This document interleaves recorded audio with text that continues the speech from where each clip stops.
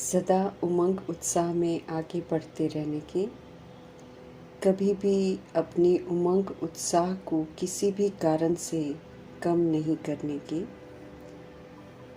अपनी बुद्धि को बाप के बिना और कोई भी बातों में बिजी नहीं करने की, बाप की मुरली और बाप द्वारा सर्विस जो मिली है उसे सदा करते रहने की, संगम युग में साथ रहते साथ चलने की, पुनः सृष्टि रूपी ड्रामा में साथ आने के लायक बनने के, एक्यूरेट पुरुषार्थ करने की विधि बताने वाले अव्यक्त बाप दादा की हम आत्माओं के लिए आज की अव्यक्त मुरली से शिक्षाएं।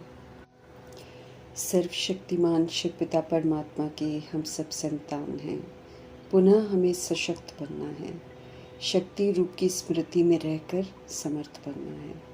पतित संस्कारों का नाश करने के लिए संहारी काली रूप धारण करना है। पतित संस्कार कड़े हैं, सहज नाश नहीं होते हैं, इसलिए समझ देते हैं वरदाता शिव पिता परमात्मा कि हम सब सदा अपना ये स्वरूप स्मृति में रखें कि हम सर्व शस्त्रधारी शक्ति हैं। ये अडिग विश्वास रखना है कि मुझ पतित पावन पर कोई भी पतित आत्मा की नज़र की परछाई भी पड़ नहीं सकती। पतित आत्मा के पतित संकल्प भी नहीं चल सकते हैं। इतना अपने में पावरफुल ब्रेक चाहिए।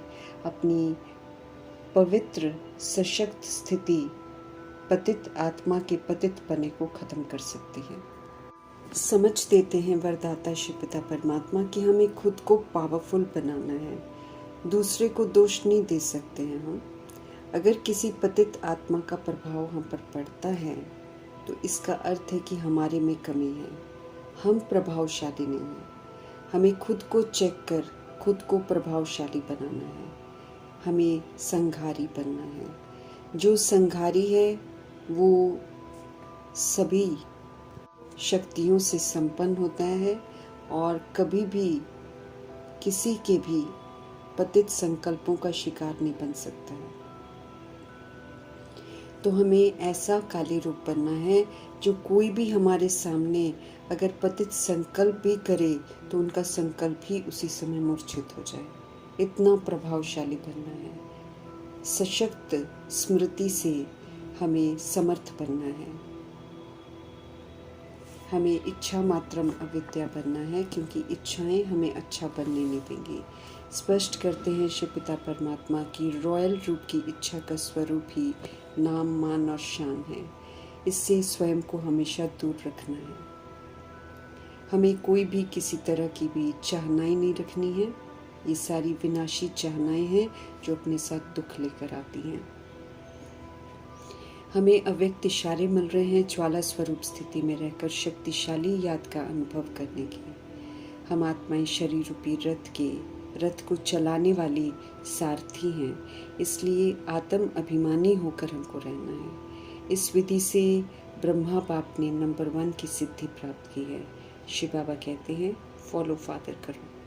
जैसे शिव पिता परमात्मा देह को अधीन कर प्रवेश होते हैं, सारथी बनते हैं, कभी भी देह के अधीन नहीं होते हैं, इसलिए न्यारे और प्यारे रहते हैं।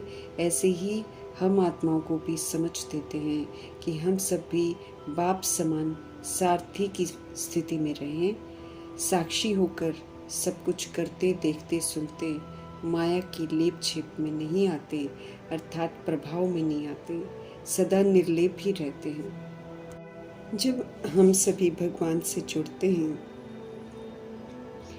तब भाग्य बनता है और तब सर्व प्राप्ति होती है। 63 जन्म जो भगवान को यथार्थ जाने बिना हम सब बिताते हैं, उसमें प्राप्तियों के लिए कोशिश करते ही रह जाते हैं। भाग्य बन जाए ये सोचते ही रह जाते हैं, लेकिन बनता ही नहीं है, बल्कि और ही हम सब दुर्भाग्यशाली बन जाते हैं। जिसका एहसास हमें तब होता है जब शिव पिता परमात्मा हमको समझ का तीसरा नेत्र देते हैं। हम रूहों को जो चाहिए सिर्फ सुप्रीम रूह ही जानते हैं, इसलिए सिर्फ सुप्रीम रूह ही हमें सर्व प्राप्तियाँ करवाते हैं और भाग्यशाली भी बनाते हैं। हमारे शिव बाबा बाप शिक्षक सतगुरु की पालना देते हैं। सर्व संबंधों का ऑफर करके हमें झूठे मायावी बंधनों की मोह माया से भी बाहर निकालते हैं। सर्व खजानों से खुशी से संतुष्टता से भरपूर करते हैं। स्वमान देकर सत्यमान देते हैं। झूठे नाम मान शान की चाहनाओं से हमको मुक्त करते हैं। मन में उठने वाले सब प्रश्नों का जवाब देकर प्रश्नों से पार रहकर सदा प्रसन्नचित्त रहने की समझ देते हैं। सब कुछ जो हम रूहों को देकर कहते हैं कि हम सब अपने भाग्य और प्राप्तियों को स्मृति में रखकर सदा हर्षित रहें, सदा संतुष्ट रहें और फिर अपनी दृष्टि से, अपनी संतुष्ट वृत्ति से और प्रवृत्ति द्वारा अर्थात व्यवहार के द्वारा सभी को संतुष्टता का अनुभव कराएं। भाग्य हमें स्मृतियों का शिव पिता से मिलता है। उसे कितना हम अपने जीवन में धारण करते हैं, उसे चेक भी करते हैं और ध्यान भी खिंचवाते हैं ताकि हम खुद को देखें कि कितना हमने उस भाग्य को प्राप्त किया है। मस्तक में जागृति के भाग्य की रेखा सबसे बड़ा भाग्य है जो सारे कल्प में किसी को भी प्राप्त नहीं होता। ये भाग्य स्वयं भाग्य विधाता बाप हमें देते हैं। जितना आत्मिक जागृति हम आत्मा में आती है उतनी चमक बढ़ती जाती है और ये जो जगी हुई चमक है यही फिर अन्य आत्माओं को भी जगाती है। ये चमकते हुए सितारे का भाग्य कितना चमक रहा है ये हमको देखना है। जब आत्मिक जागृति होती है, जब हमारे में रूहानियत आ जाती है तो होठों पर मधुर मुस्कान की रेखा की चमक आ जाती है। मुख में फिर मधुर वाणी की, परमात्मा की बोल, सच्चाई की रेखा की चमक आ जाती है। दिल में दिलाराम बाप के लवलीन की रेखा की चमक दिखाई देती है। हाथों में सर्व खजानों की श्रेष्ठता की रेखा की चमक आ जाती है, अर्थात कितना हमने परमात्म खजानों को प्रयोग में लाकर, सेवा में लगाकर इनका सहयोग सबको दिया है और कितना हमने जमा किया है, कितना परमात्म खजाने के मास्टर दाता बने हैं, उसकी चमक का भाग्य। पाँव में भी भाग्य की रेखा की चमक आती है। जब हम सब हर कदम श्रीमत प्रमाण उठाते हैं, फिर हर कदम में पद्मों की कमाई हो जाती है। ऐसा भाग्य कभी भी किसी का नहीं बनता है। भाग्य विधाता शिव पिता परमात्मा हमें हर तरह से भाग्यवान बनाते हैं। भाग्य को फलीभूत कर मीठे बाबा की मुबारक लेनी है। ये भाग्य कल्प में एक ही बार संगम पर हम आत्माओं को मिलता है और फिर चलता है। संगम युग में सुख के सर्व प्राप्तियों के सागर खुद मौजूद होते हैं, इसलिए संगम युग का सुख सब युगों से श्रेष्ठ है। सतयुग का भाग्य भी संगम के पुरुषार्थ की प्रारब्ध है, इसलिए इस अनमोल संगम युग की प्राप्ति सतयुग की प्रारब्ध से भी ज़्यादा है। मीठे परमपिता परमात्मा हम आत्माओं को रियलाइज करवा रहे हैं कि इस ऊंचे भाग्य की और इसमें खो जाने की विधि अनमोल अनुभूतियाँ कराती हैं। फिर चाहे चारों तरफ कुछ भी होता रहे, भाग्य को स्मृति में रखते हुए भाग्य की वाहवाह करते रहना है। स्वयं ऑलमाइटी गॉड फादर हमारे शिव पिता परमात्मा हमारे भाग्य के भाग्य विधाता हैं, उनसे हमें भाग्य मिलता है, इसलिए हम सब बहुत भाग्यवान हैं। सदा ही ये नशा बना रहे, जो पाना था हमने सो पा लिया। ये फलक और मस्ती बनी रहे। जब शिव पिता परमात्मा देते हैं तो अप्राप्त कोई वस्तु नहीं रह जाती है। सत्य बाप को हमने जाना, उन्हें माना और अपना बनाया तो भाग्य मिल गया। जितना इस भाग्य को हम स्मृति में लाते रहेंगे उतना हम सदा हर्षित रहेंगे। भाग्यवान आत्मा माना सदा हर्षित आत्मा, सदा दृष्टि वृत्ति प्रवृत्ति से संतुष्ट रहते हुए सभी को संतुष्ट करते रहना है। सर्व प्राप्ति अर्थात संतुष्टता सदा ये नशा बना रहे। एक परमपिता परमात्मा को जानने से और उन्हें अपना बनाने से बेहद का वर्षा मिल जाता है। सुख शांति प्रेम आनंद सब मिल जाता है जीवन में और हमारा जीवन संपन्न हो जाता है। जिसके लिए 63 जन्म हम भटकते रहे और बंधनों का विस्तार करते रहे, फिर भी खाली रहे।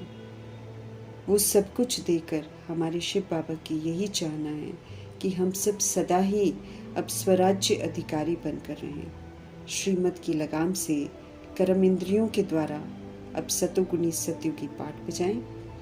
मन को हम मनमनाभव कर दें और बुद्धि रूपी झोली को ज्ञान रत्नों से भरपूर कर दें। स्वराज्य अधिकार का वरदान बाप दादा ने संगम युग के लिए पूरा ही दिया है, इसलिए पूरा ही संगम युग में हमें अब गुलाम नहीं बल्कि राजयोगी बन पाठ बजाना है। गुणों का, शक्तियों का स्तंभ बन जाना है। कोई भी हमें कभी भी डिस्टर्ब न कर सके, विस्मृत न कर सके, कमजोरियों को यूज करने को मजबूर न कर सके। मालिक बन कर्म इंद्रियों को, मन बुद्धि संस्कार को कंट्रोलिंग और रूलिंग पावर से चलाना है। अधिकार से उन्हें यूज करना है। मालिकपन का नशा निश्चय चलते फिरते रहे। ध्यान खिंचवा रहे हैं शिव पिता परमात्मा कि इस समय मनसा के द्वारा भी सेवा देने का समय है। पूर्वज हैं हम सब, दुखियों की पुकार सुन उन्हें परमात्मा से मिल रहे सुख शांति का सहयोग देना है।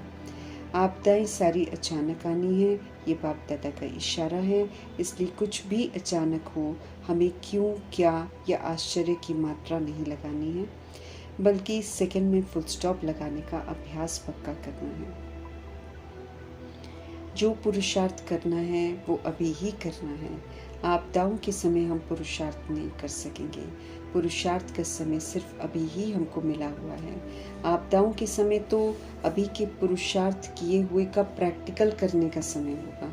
पुरुषार्थ के अभ्यास प्रति अटेंशन को हमको अंडरलाइन करना है।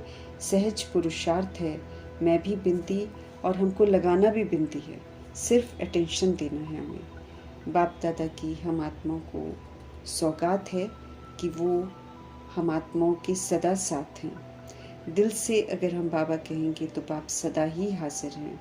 जहाँ भगवान साथ है वहाँ विजयी बनना बिल्कुल मुश्किल नहीं है। सदा हमको याद में रहना है, अर्थात सदा विजयी। हिम्मत रखेंगे तो बाप की मदद हमको स्वतः ही मिलती रहेगी। बाप की चाहना है कि हर कर्म में हम सब अपने स्वराज्य की सीट पर सदा स्थित रहें। बाबा का वरदान है कि जो भी हिम्मत रखेगा उसे बाप की मदद ज़रूर मिलेगी और हिम्मत से जितना भी हम आगे बढ़ना चाहें हम बढ़ सकते हैं फुल चाल से। याद में रहते हुए जो प्राप्त हुआ उससे औरों की सेवा करते आगे बढ़ते जाना है। दुआएं हमें मिलती रहेंगी और दुआएं फिर आगे बढ़ाती भी रहेंगी। संदेश सभी को देना है, पुण्य जमा करना है, पुण्य सबको आगे बढ़ाता रहेगा। अमृत वेला हम सब कभी मिस न करें, ये ध्यान खिंचवा रहे हैं वरदाता शिव, क्योंकि वरदान दाता का विशेष पाठ अमृत वेले ही होता है। जो भी वरदान हमको चाहिए बाप दादा उस समय देते हैं। इसके लिए वो कहते हैं कि ट्रायल करके देख लो। वरदान लेने के लिए हमें बस अलर्ट रहना है, मिल तो ज़रूर जाता है। अमृत वेले के महत्व की तरफ अटेंशन ज़रूर देना है। सहज वरदान मिलते हैं बच्चों को अमृत वेले में। अमृत वेले जैसे स्वमान को हम सब पक्का करते हैं, ऐसे ही संस्कार के ऊपर भी हम सब अटेंशन दें। इस तरफ ध्यान खिंचवा रहे हैं बाबा। हर दिन हम किसी न किसी संस्कार को मिटाने का और किसी न किसी संस्कार को धारण करने का विशेष अटेंशन दें और सारा दिन इस अटेंशन को रखते हुए, अमल में लाते हुए फिर रात्रि को हम चेक करें कि कितना हम इसमें कामयाब हुए हैं। इस विधि से संस्कार की रिजल्ट पर अटेंशन देंगे तो सफलता मिल जाएगी और बाबा से मदद लेकर कड़े संस्कारों से हमको मुक्त होना है। रोज़ हम सब चेक करेंगे, रोज़ अटेंशन देंगे तो सारा टेंशन ही ख़त्म हो जाएगा। मुक्ति प्राप्त कर लेंगे टेंशन से।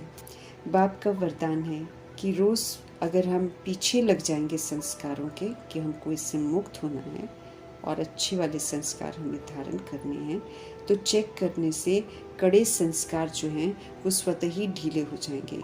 फिर संस्कार की सब्जेक्ट में नंबर 1 हम चले जाएंगे।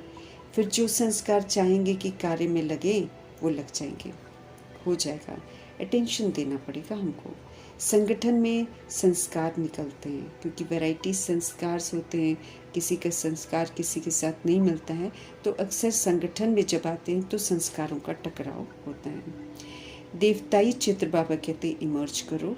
जो महिमा देवताओं की जड़ चित्रों की हो रही है, उन गुणों को अपने अंदर इमर्ज करो तो दिव्यता आ जाएगी। देवता तो बनना ही है, इसलिए हमें किसी के भी संस्कारों से टकराना नहीं है, संस्कार मिलाकर चलना है। पुराने संस्कारों पर विजय प्राप्त करनी है, लक्ष्य रख उस पर अटेंशन देना है, नंबर लेना है। निमित्त बनकर बाबा से विशेष मदद लेनी है। परिवर्तन के निमित्त बनना है, परिवर्तन शक्ति को दृढ़ता से यूज़ करना है। विधि पूर्वक मुरली पढ़ते हुए बाप दादा के मददगार बनना है, बाप दादा के याद प्यार को प्राप्त करना है और उनकी मदद का पात्र भी हमको ज़रूर बनना है। कभी भी हमको मुरली मिस नहीं करनी है। मुरली मिस करना मना हमको मुरलीधर शिव बाबा से प्यार नहीं है। समय जो फिक्स है उसी में याद प्यार मिलता है, इसलिए उस याद प्यार को भी मिस नहीं करना है। अब तो बाबा घर घर आकर याद प्यार देते हैं, तो अपने आप को अलबेलेपन में उससे वंचित नहीं करना है, इस तरफ विशेष ध्यान खिंचवा रहे हैं। और बाप दादा का चाहना है कि हम सभी आत्माएं मधुबन जाने से पहले भी इस बात को ज़रूर फॉर्म में मेंशन करें कि क्या हम रोज़ मुरली सुनते हैं। अगर हम रोज़ सुनते हैं तो फिर हम हकदार हैं बाबा के घर जाने के। कभी भी हमको मुरली मिस नहीं करनी है, किसी भी कारण से नहीं करनी है। बाबा कहते जैसे खाना हम सब मिस नहीं करते हैं, तो ये शरीर का भोजन जो है वो हम शरीर को देते हैं, तो आत्मा का भोजन भी तो मुरली है, उसको भी कभी मिस नहीं करना है। आत्मा को मुरली की खुराक ज़रूर देनी है। मुरली पढ़ने का नियम नए वालों के लिए और पुराने वालों के लिए बिल्कुल एक सा है, और इस नियम का पालन ज़रूर करना है। ब्राह्मण का मतलब ही है मुरली सुनने वाला और फिर सेवा करने वाला। हमें मुरली जो मेरा होमवर्क है वो मुझे करते रहना है और सेवा पर सदा तत्पर रहना है। ज्ञान मार्ग में हमें सदा उमंग उत्साह में आगे बढ़ते रहना है और सबको बढ़ाना भी है। अपना उमंग उत्साह किसी भी कारण से, किसी भी बात से हमको कम नहीं करना है। बातें वो तो बाबा कहते आती जाती रहती हैं, लेकिन पुरुषार्थ और बाप का प्यार वो तो अपना है ना, इसलिए अपनी बुद्धि को बाप के बिना और कोई बातों में हमको बिजी ही नहीं करना है। हमेशा बाबा की याद की लगन में मगन रहना है, उनके कर्तव्यों की लगन में मगन रहना है। बाप और बाप की मुरली और बाप द्वारा सर्विस जो मिली है वो सर्विस हमको करते रहना है। हमें संगम युग में पूरा बाबा के साथ रहना है, अर्थात उनकी श्रीमत पर चलना है। तब जो संगम युग में साथ रहते हैं अभी, वही साथ चलेंगे और वही फिर साथ में नई दुनिया में आएंगे। तो ये साथ रहने का जो ऑफ़र देते हैं बाबा, इस ऑफ़र को कभी भी हमें हल्का नहीं लेना है, बल्कि बड़ी गंभीरता से इसको स्वीकार करके साथ चलने की तैयारी हमको करनी है। अव्यक्त बाप दादा जी का धन्यवाद करते हुए